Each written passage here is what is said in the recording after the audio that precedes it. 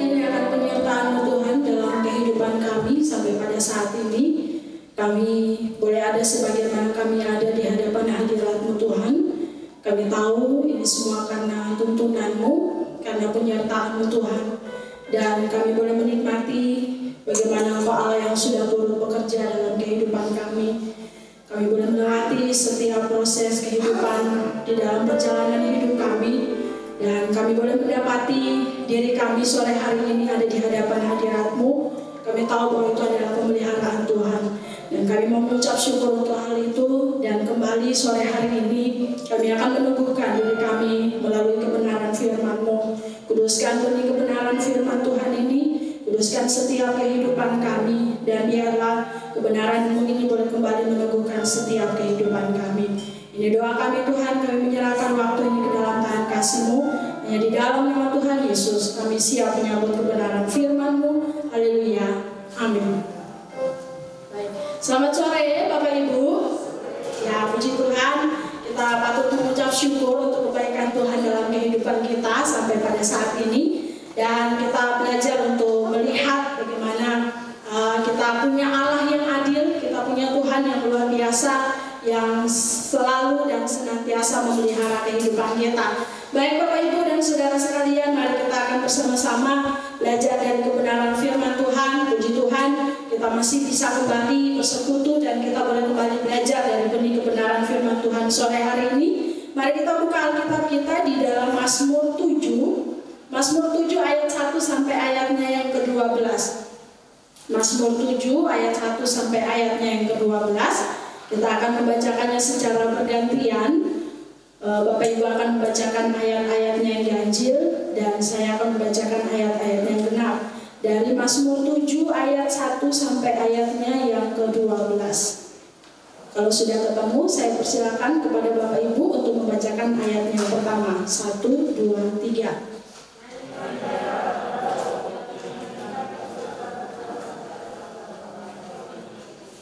Ayat 2, ya Tuhan Allahku, padamu aku berlindung, selamatkanlah aku dari semua orang yang mengejar aku, dan lepaskanlah aku. Ayat 3.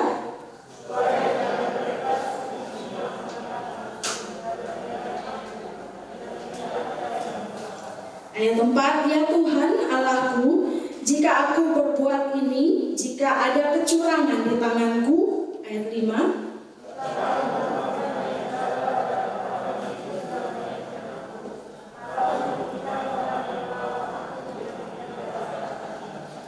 Ayat 6, maka musuh kiranya mengejar aku sampai menangkap aku dan menginjak-injak hidupku ke tanah dan menaruh kemuliaanku ke dalam debu. Ayat 7.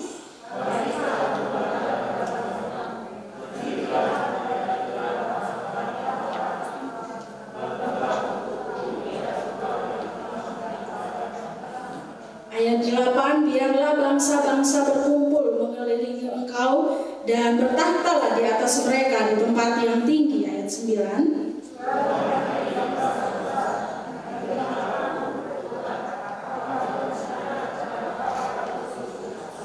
Ayat 10, biarlah berakhir kejahatan orang fasik, tetapi teguhkanlah orang yang benar, engkau yang menguji hati dan batin orang, ya Allah yang adil. Ayat 11.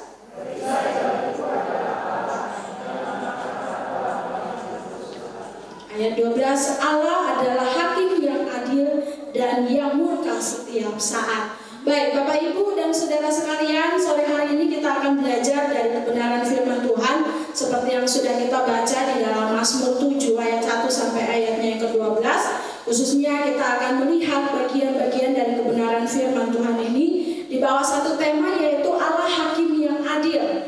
Allah hakim yang adil yang kita akan lihat bersama-sama dari kehidupan pemazmur Daud secara pribadi, yang merupakan menjadi pengalaman yang ada dalam kehidupannya yang akan menolong kita untuk kita boleh dapat melihat bahwa Allah itu adalah hakim yang adil di dalam setiap kehidupan kita. Nah, yang dimaksud dengan hakim yang adil dalam bagian kebenaran firman Tuhan ini bukan berbicara tentang akhir zaman atau tentang eskatologi, tetapi lebih kepada penghakiman atau keadilan Tuhan dalam kehidupan kita, dalam kita menjalani proses proses kehidupan yang Tuhan izinkan di dalam hidup kita, khususnya dalam hal ini pemazmur Daud yang menjalani atau mengalami peristiwa ini. Nah, Bapak Ibu dan saudara sekalian, kalau kita melihat atau membaca kitab Mazmur sendiri yang terdiri dari 150 pasal, kita akan menemukan di sana ada pembagian atau pengelompokan dari setiap pasal yang ada.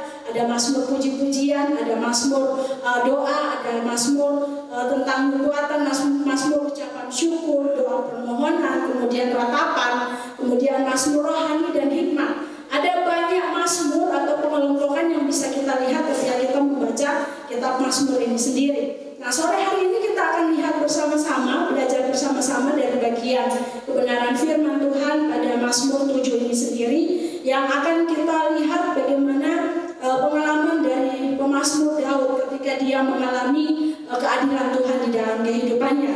Kita lihat bersama-sama Bapak Ibu, kalau kita baca dari teks ini, nyanyian ratapan yang dinaikkan oleh pemazmur Daud, khususnya ayat 1, kita perhatikan di situ bahwa nyanyian ratapan Daud yang dinyanyikan untuk Tuhan karena Kus orang Benyamin itu.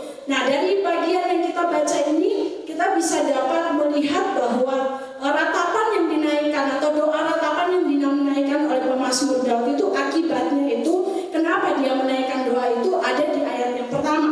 Nah, untuk mengerti hal ini, karena di dalam bagian ini tidak dijelaskan secara terperinci keadilan seperti apa, ketidakadilan seperti apa yang dialami oleh pemazmur Daud. Nah, kita akan lihat Bapak Ibu, kita buka di dalam 2 Samuel pasal 16. 2 Samuel pasal 16 ayat 5 sampai ayatnya yang ke-14.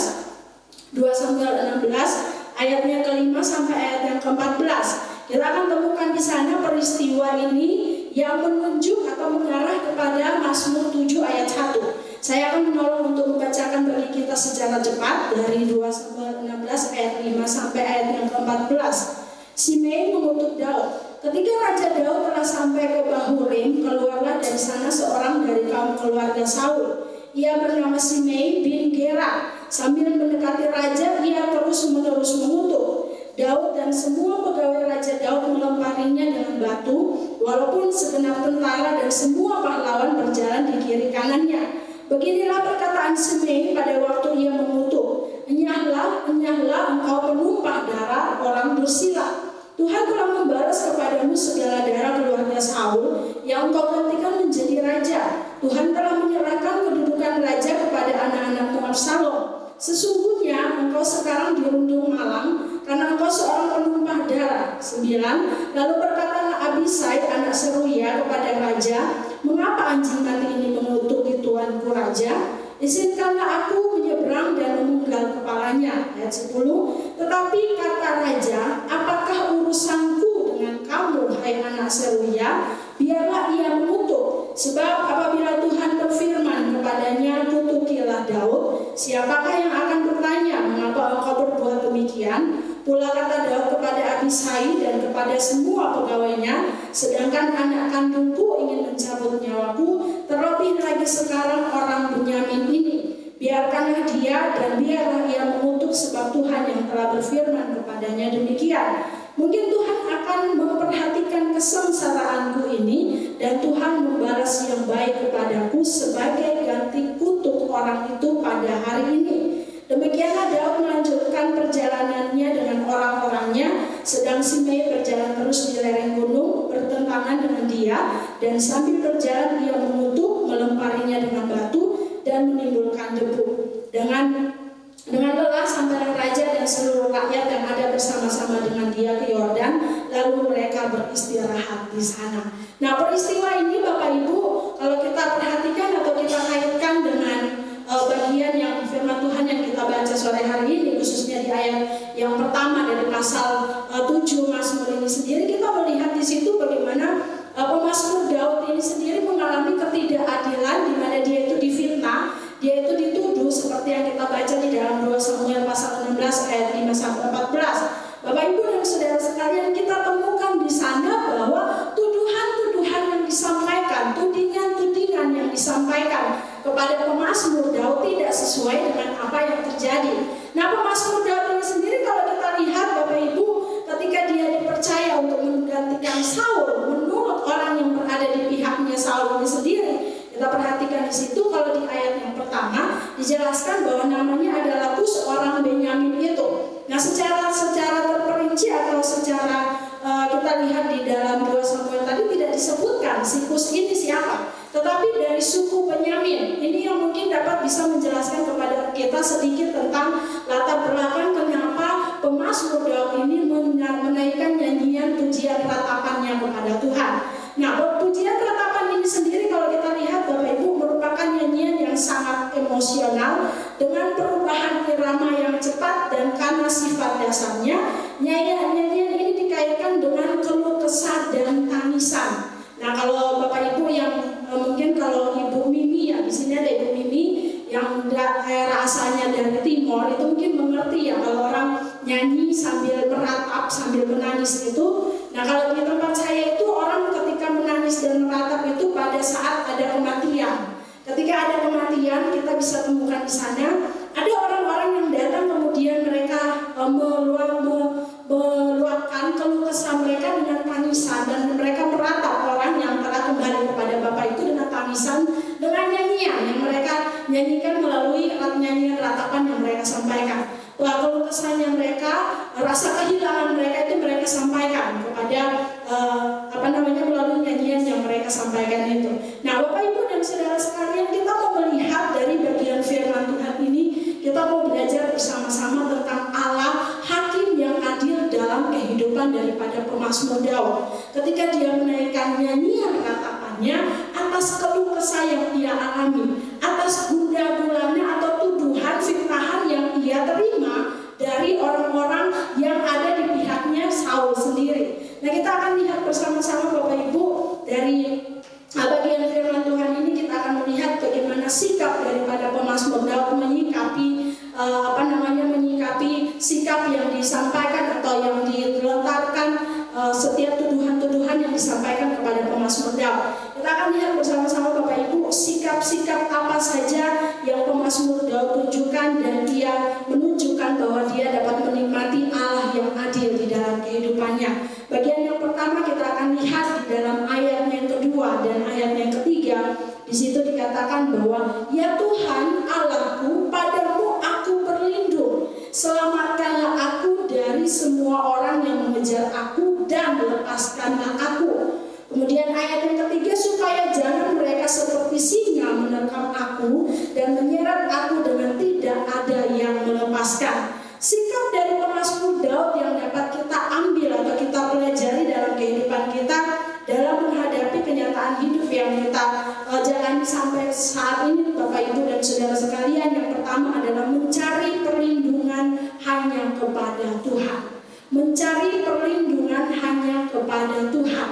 Itu yang pemazmur Daud lakukan. Itu yang pemazmur Daud terapkan dalam kehidupannya dia ketika dia menghadapi tuduhan, ketika dia menghadapi fitnahan yang disampaikan oleh Kus orang Benyamin ini kepada pemazmur Daud. Nah, kita lihat bahwa sikap yang diambil oleh Daud ketika dituduh atau difitnah adalah mencari perlindungan kepada Allah. Kalau kita lihat Bapak Ibu, kita baca tadi di dalam 2 Samuel 16 ayat 5 sampai ayat yang ke-14, kita temukan di situ bahwa pemazmur Daud itu nggak sendiri loh. Ada pegawainya, ada tentaranya bersama dengan dia. Itu sebenarnya kalau dia bisa mau mengandalkan otoritasnya, dia bisa melakukan balas dendam, atau dia bisa membalas apa yang dilakukan oleh Simei atau apa yang disampaikan diutarakan oleh orang-orang yang dari pihaknya Saul ini. Tetapi dia tidak melakukan itu, Bapak Ibu dan saudara sekalian. Tetapi kita lihat di sini di dalam pujian yang pemazmur Daud sampaikan kepada Tuhan ratapannya, dia datang dan mencari perlindungan hanya kepada Tuhan. Dia datang dan mencari pertolongan hanya kepada Tuhan. Daud tahu bahwa tuduhan yang dilontarkan kepadanya tidak benar, sehingga ia mencari perlindungan kepada Tuhan sebagai hakim yang adil, yang sanggup untuk menyatakan pembelaan kepadanya. Dalam permohonannya kepada Tuhan, Daud memohon untuk diselamatkan dan dilepaskan dari tuduhan yang dilakukan oleh Kus orang Benyamin itu. Kita lihat di ayatnya yang kedua, di situ dikatakan bahwa akibat daripada Daud datang mencari perlindungan daripada Tuhan, kita perhatikan bahwa yang Daud terima adalah apa?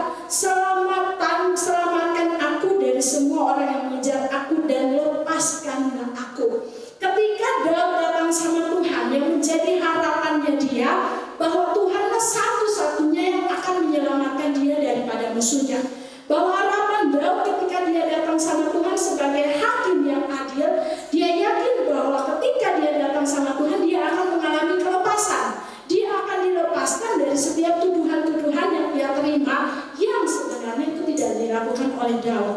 Daud yakin bahwa ketika dia datang mencari perlindungan kepada Tuhan, dia akan memperoleh keselamatan. Dia akan diselamatkan. Dia akan menikmati keadilan di dalam Tuhan, karena cuma Tuhanlah yang menjadi hakim yang adil. Tuhan yang menjadi hakim yang adil yang tidak bisa disuap dengan apapun. Tuhan adalah hakim yang adil yang tidak bisa terpengaruh dengan segala perbuatan daripada Daud. Tetapi dia meyakini akan hal ini sehingga dia datang mencari perlindungan kepada Tuhan. Bapak Ibu, saya diberkati dengan sebuah ilustrasi yang semoga ilustrasi ini juga dapat menolong kita untuk melihat gambaran daripada bagian kebenaran firman Tuhan ini ketika kita mencari perlindungan kepada Tuhan. Ada sebuah ilustrasi di mana suatu ketika ada sebuah pentas seni, yaitu pameran lukisan dengan tema yaitu damai. Dengan tema yaitu damai, banyak pesertanya yang datang dan ikut perlombaan ini, ikut pentas seni ini. Kemudian mereka membawa lukisan-lukisan mereka dengan tema yang diberikan yaitu tentang damai. Mereka datang dan ada yang membawa lukisan air terjun dengan pemandangan yang indah. Ada yang membawa lukisan burung-burung berterbangan di udara dengan langit yang biru. Kemudian ada yang membawa lukisan ada seorang yang duduk tenang di pinggir sungai. Kemudian ada satu lukisan yang menarik sekali perhatian daripada panitia yang melaksanakan kegiatan ini. Ada sebuah lukisan yang dibawa yaitu berbeda dengan lukisan yang lain. Nah, lukisan ini adalah pelukis ini menggambar di lukisannya itu ada hujan, badai, petir dan keadaan yang tidak baik. Dia menggambarkan di dalam lukisannya itu, tetapi di dalam lukisannya itu ada seekor burung yang di dalam keadaan seperti itu dia sedang duduk tenang menikmati dirinya dan menikmati badai yang ada pada saat itu. Kemudian setelah dia tampilkan lukisannya yang berbeda dari semua yang ada yang dibawa oleh peserta yang lain, dia ternyata menjadi pemenangnya adalah orang yang membawa lukisan dengan burung yang sedang duduk dengan tenang melihat badai yang ada, menikmati badai yang ada, menikmati keadaan dan cuaca yang sedang terjadi pada saat itu, diceritakan di dalam lukisannya itu. Nah, Bapak Ibu dan Saudara sekalian, dari ilustrasi ini kita mau melihat bersama-sama bahwa ketika kita datang sama Tuhan mencari perlindungan kepada Tuhan, ketika kita datang mencari pertolongan kepada Tuhan, kita akan menikmati kedamaian seperti yang ditampilkan di dalam lukisan itu. Bahwa kedamaian yang sesungguhnya yang kita akan temukan ketika kita mencari perlindungan kepada Tuhan adalah kedamaian bukan kita sedang tenang-tenang saja dalam keadaan baik-baik saja, tetapi kedamaian yang kita bisa nikmati ketika di dalam badai pun kita merasa aman, ketika di dalam badai pun kita merasa tenang, ketika kita sedang di dalam tantangan sekalipun kita bisa menikmati itu. Karena apa? Karena kita yakin bahwa kita sedang berada di dalam perlindungan Tuhan. Karena kita datang pada tempat yang tepat. Karena kita tahu kita sedang berada di dalam perlindungan daripada Tuhan. Bapak, Ibu, dan Saudara sekalian, kalau kita melihat 2 tahun ini kita diperhadapkan dengan pandemi. Ketika awal-awal pandemi, Bapak Ibu, kita lihat bahwa semua orang berusaha untuk mencari melindungi dirinya sendiri dengan membeli masker, mau itu harga berapapun pasti akan dilakukan oleh setiap kita untuk mendapatkan hal itu.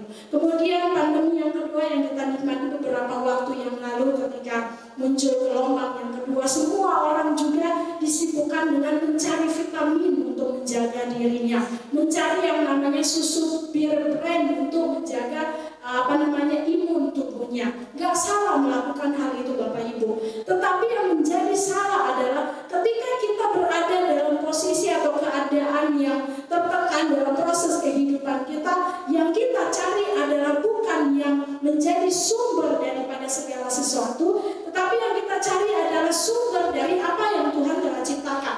Nah, itu yang menjadi salah. Kita tidak datang kepada sumbernya, tetapi kita datang kepada yang diciptakan oleh Tuhan. Kita lebih percaya kepada apa yang ada kelihatan di depan mata kita daripada kita percaya kepada perlindungan Tuhan. Bapak, Ibu, dan Saudara sekalian, mari kita mau belajar bersama-sama dari sikap yang diambil oleh pemazmur Daud. Ketika ia dituding, ia datang meminta perlindungan kepada Tuhan. Ia datang mencari perlindungan kepada Tuhan. Dari sini kita bisa melihat bersama-sama bagaimana Daud menyatakan atau Daud melihat keadilan Tuhan dalam kehidupannya, dan Tuhan menyatakan itu di dalam masa-masa kepemimpinan Daud. Kita melihat bahwa Allah benar-benar bekerja di dalam kehidupan daripada pemazmur Daud. Bagian yang kedua yang akan kita lihat dari bagian firman Tuhan sore hari ini, Bapak Ibu dan Saudara sekalian, yang bagaimana pemazmur Daud, maksud saya pemazmur Daud menempatkan dirinya sebagai orang yang meyakini akan keadilan Tuhan di dalam kehidupannya. Kalau yang pertama tadi kita melihat bahwa ia mencari perlindungan kepada Tuhan. Yang kedua adalah ini yang kadang menjadi berat bagi setiap kita, yaitu dia berani mengoreksi dirinya.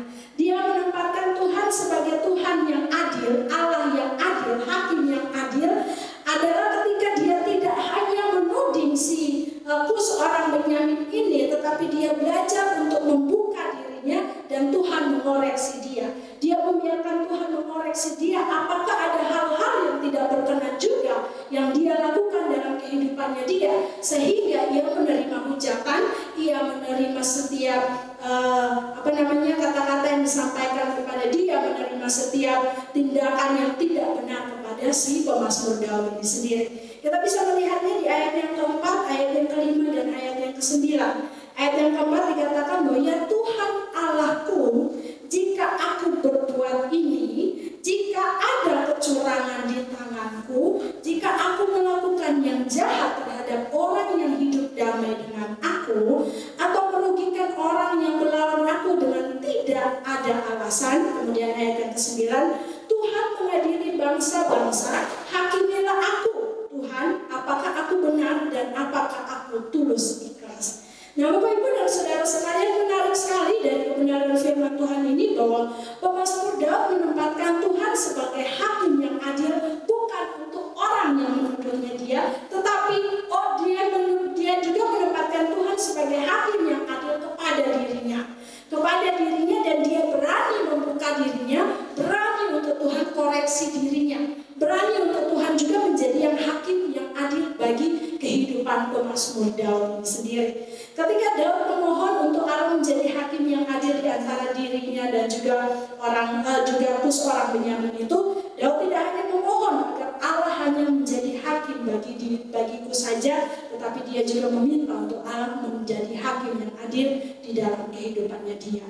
Bagaimana dia berproses dengan dirinya bahwa jikalau ada sesuatu yang tidak benar yang ia temukan, yang Tuhan temukan dalam dirinya, sehingga membuat dia menikmati segala tuduhan-tuduhan yang ada, sehingga ia boleh berproses di dalam tuduhan-tuduhan yang dia alami, dia minta untuk Tuhan koreksi itu di dalam dirinya.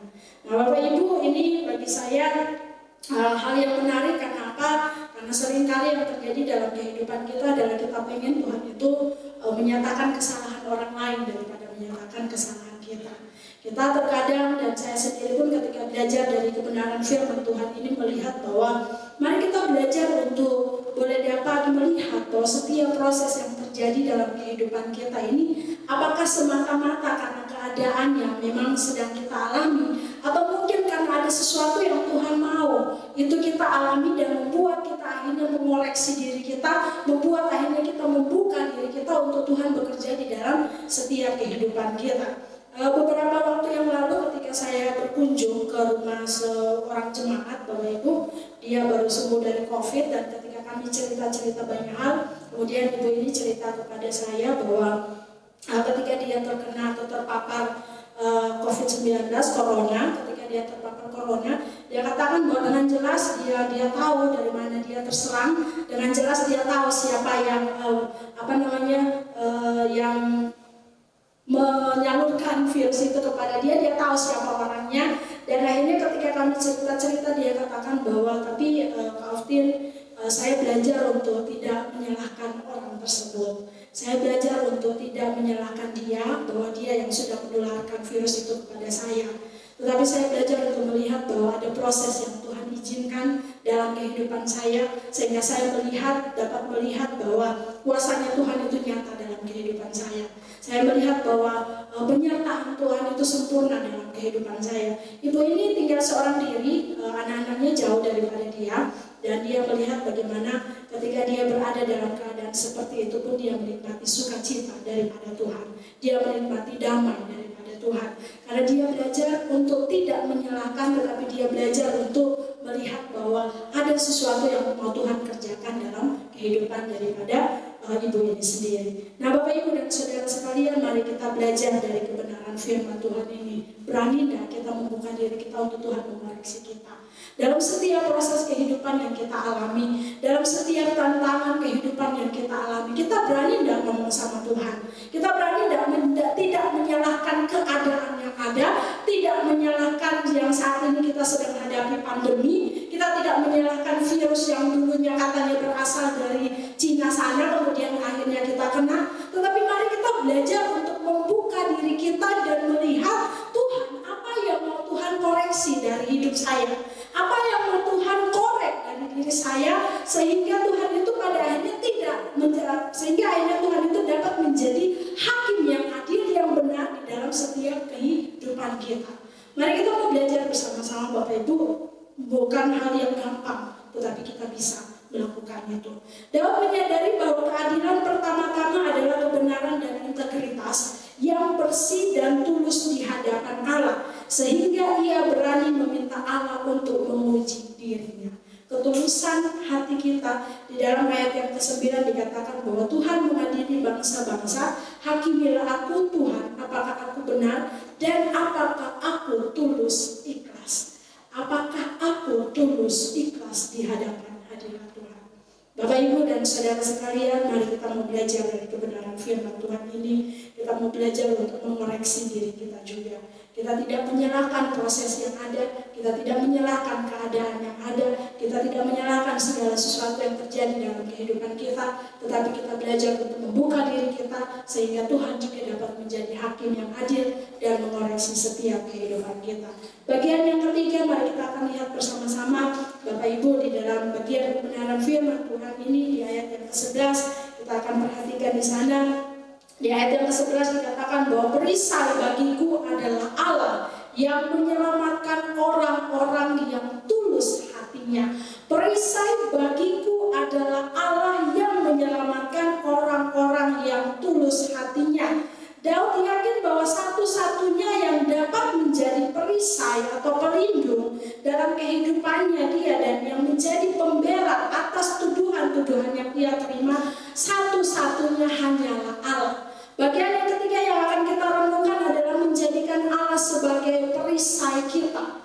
Menjadikan Allah sebagai perisai kita. Menjadikan Allah itu sebagai pelindung kita. Nah, menarik sekali dari kebenaran firman Tuhan ini, ketika kita lihat, kita perhatikan bahwa pemazmur Daud itu bukan hanya melihat Allah sebagai sumber daripada pengharapannya dia, tetapi lebih daripada itu pemazmur Daud melihat bahwa Allah hanyalah satu-satunya yang menjadi sumber dari pengharapan daripada Daud. Yang Allah adalah satu-satunya menjadi perisai atau pelindung pengharapan daripada pemazmur Daud ini sendiri.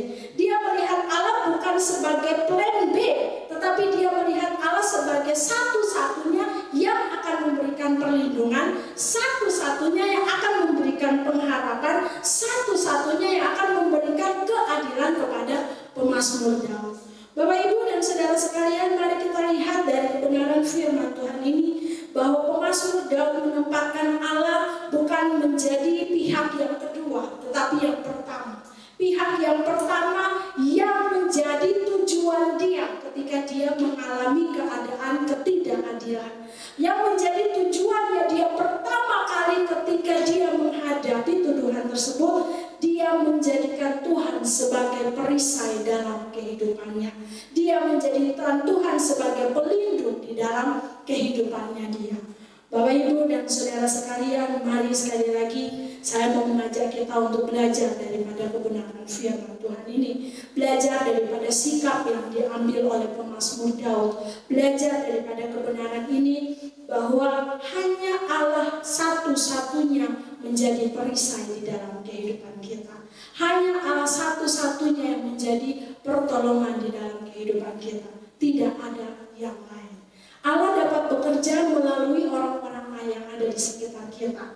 Allah dapat bekerja melalui segala sesuatu yang Ia ciptakan. Allah di sekitar kita. Tetapi yang menjadi tujuan kita yang pertama adalah Allah. Yang menjadi tujuan kita yang pertama adalah Tuhan, bukan hal yang lain, bukan hal-hal yang kelihatan di sekitar kita. Bapak Ibu, saya punya kesaksian tentang bagian kebenaran firman Tuhan ini yang mengingatkan saya ketika waktu saya masih usia remaja, ketika waktu itu saya akan masuk SMA 2015. Saya ingat persis peristiwa itu, karena peristiwa itu benar-benar membekas dalam kehidupan saya dan dalam keluarga saya. Saya bersyukur karena kami dibesarkan di dalam keluarga yang papa saya, kami besar di gereja Gemit, gereja Protestan, tetapi kami Protestan karismatik. Maksudnya adalah saya itu dulu sekolah minggu, hari ini, misalnya minggu ini saya di Gemit, minggu berikutnya saya di SJA, minggu berikutnya lagi saya ke GBI. Jadi saya tuh bergerejanya di 3 gereja. Kami keluarga menetapnya di Gemit, tetapi karena teman-teman saya ada yang gereja di GBI, ada yang di GSJA, jadi akhirnya saya ikut mereka. Sekolah minggunya kadang ikut mereka. Nah, yang menarik adalah Bapak Ibu, kami ketika kecil kami sudah diajarkan untuk bagaimana caranya mengandalkan Tuhan, bagaimana caranya untuk memprioritaskan Tuhan dalam kehidupan kami. Papa saya selalu ajarkan kami untuk ketika menghadapi segala sesuatu, yang pertama-tama yang harus dilakukan adalah datang kepada Tuhan. Namun hal ini ketika 2015 itu, ketika saya mau masuk SMA, ketika mau mendaftar masuk SMA itu, saya ingat persis uang yang saya butuhkan untuk pendaftaran itu 350.000. 350.000, dan karena waktu itu kekeringan dan benar-benar kami tidak bisa bekerja. Bapak saya seorang petani dan juga pengusaha kayu, bisa dikatakan punya bagel, tetapi tidak berhasil, Bapak Ibu. Jadi akhirnya tahun 2015 itu kekeringan yang terjadi di tempat kami, akhirnya mau tidak mau 2005, maksud saya bukan 2015, 2005 kekeringan terjadi di tempat kami, dan akhirnya pada saat itu saya akan masuk SMA, dan uang yang kami butuhkan adalah 350.000 untuk bisa saya mendaftar. Tapi ternyata Bapak Ibu, uang sebesar itu pun kami nggak punya pada saat itu. Dan akhirnya papa saya mengambil keputusan yang salah yang dia ambil menurut saya. Tetapi dari situ pun saya belajar untuk melihat bagaimana menjadikan Tuhan sebagai perisai dan menjadikan Tuhan sebagai satu-satunya sumber kehidupan dalam perjalanan kehidupan saya. Dan ketika dalam keadaan seperti itu, papa saya akhirnya mengambil keputusan untuk saya itu menjadi TKW. Kalau misalnya saya TKW nggak ada di sini ya Bapak Ibu, nggak ketemu Bapak Ibu sekalian. Jadi akhirnya dia mengambil keputusan untuk saya, akhirnya dia sudah mengisi formulir, dia sudah tulis, dia sudah ambil arsip-arsipnya, dia sudah ambil, data-datanya dia sudah ambil, dan dia sudah isi. Dan besoknya itu adalah hari terakhir untuk saya mendaftar masuk SMA, Bapak Ibu. Dan akhirnya dia mengambil keputusan itu, malamnya dia panggil saya, kami semua berkumpul, kami ada 8 orang, kami berkumpul, kemudian bapak saya akhirnya menyampaikan bahwa kita sudah berusaha tetapi tidak ada jalan keluar.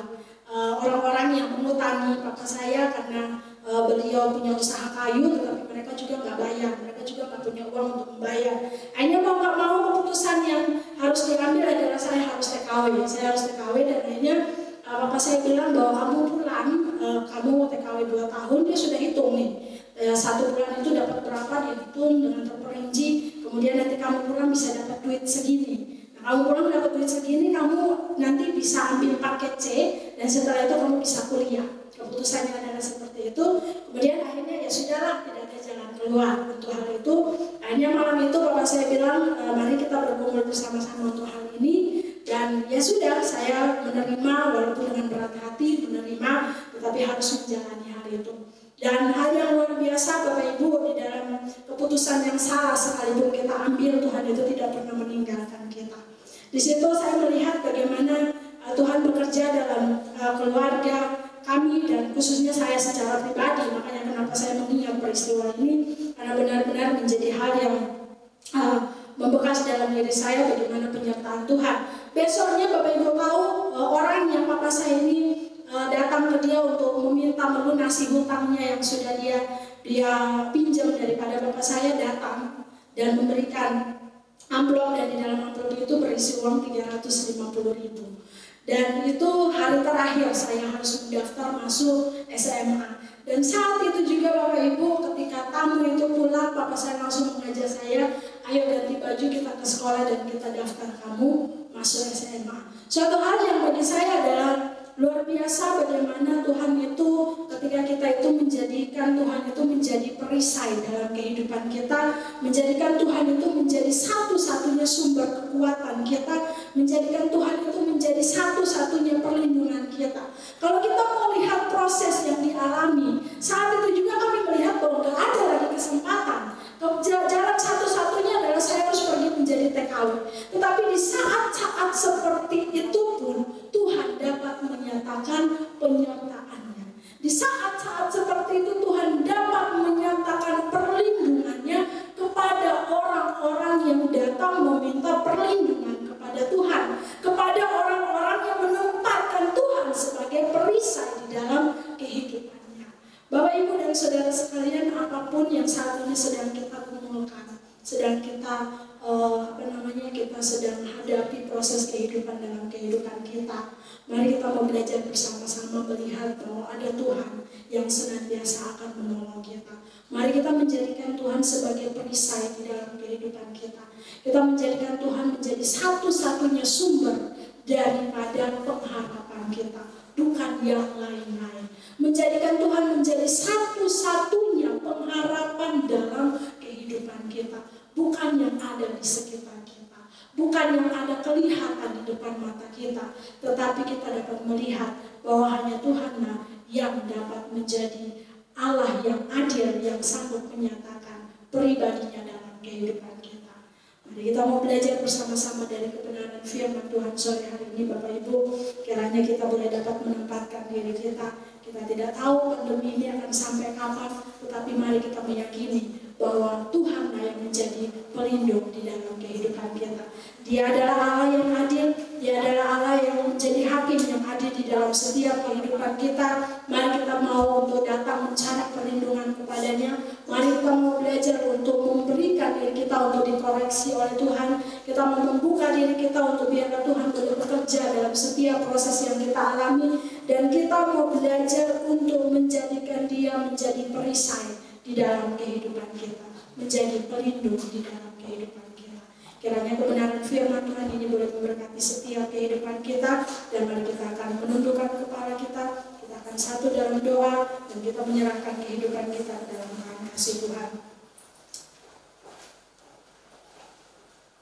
Bapa kami yang baik, kami sekali lagi menaikkan ucapan syukur kami di hadapan hadirat Tuhan. Kami bersyukur karena kami telah memilih untuk menyerahkan kehidupan kami kepada Engkau Tuhan. Kami bersyukur karena kami boleh dapat menjadikan Engkau Allah di dalam kehidupan kami. Dan kami percaya bahwa Engkau akan menjadi Allah yang adil dalam setiap kehidupan kami. Kami mau belajar untuk mempercayai Engkau sepenuhnya Tuhan.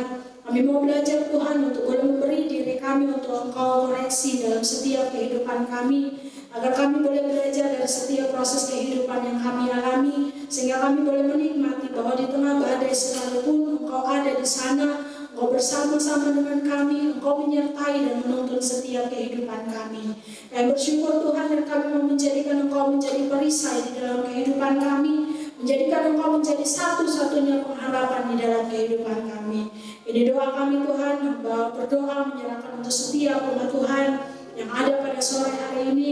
Kiranya Tuhan sendiri meneguhkan langkah kehidupan mereka. Tuhan sendiri yang menolong dan memampukan mereka Tuhan untuk menikmati Engkau Allah yang adil dalam setiap kehidupan mereka. Menikmati bahwa setiap proses yang ada di dalam kehidupan mereka, ada Engkau yang senantiasa menopang dan menyertai kehidupan mereka. Terima kasih Bapa yang baik. Kiranya Engkau menolong setiap umat-Mu dalam setiap pergumulan kehidupan mereka. Kiranya Engkau menolong setiap umat-Mu dalam setiap situasi dan kondisi yang mereka hadapi saat ini. Kiranya Engkau boleh menjadi perisai di dalam setiap kehidupan mereka. Ini doa ucapan syukur kami Tuhan. Kami menyerahkan kebenaran firman-Mu ini, Engkau kiranya meteraikan kebenaran firman-Mu ini di dalam kehidupan kami. Teguhkan setiap kami Tuhan, mampukan kami untuk kami boleh menghidupi kebenaran firman-Mu. Hanya di dalam nama Tuhan Yesus, kami menyambut kebenaran firman Tuhan ini. Haleluya. Amin.